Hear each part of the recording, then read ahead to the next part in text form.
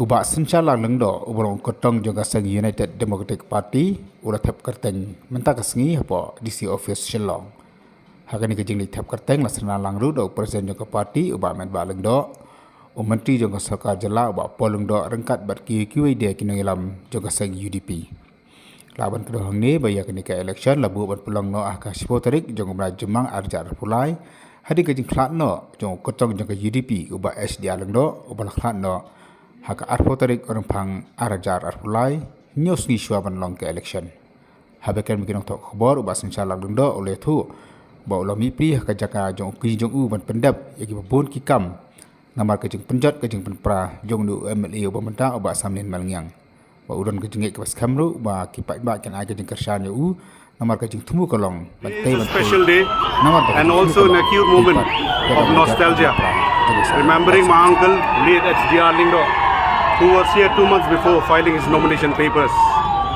He is a popular figure and a legend in this field. His death is a big loss to the family, to the party, to the state. I'm here, his replacement. I'm here, a continuation of his work and his legacy. And one important thing, the people of Soyong constituency are praying every day and wants to produce lawmaker, not just legislator.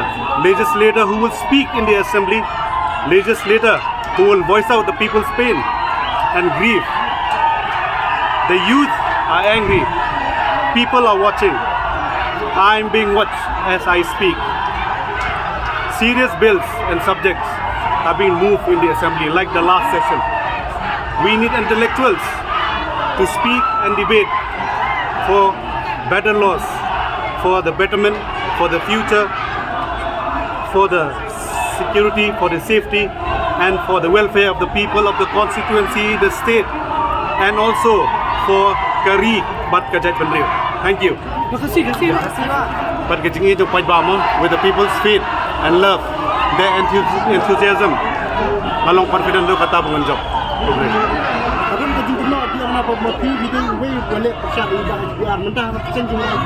MP nila.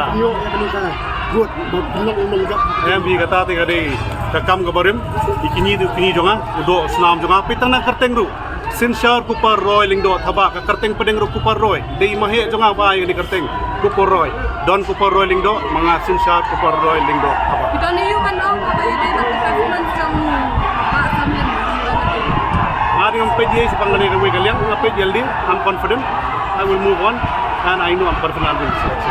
Conference pang no comments ada about the other party.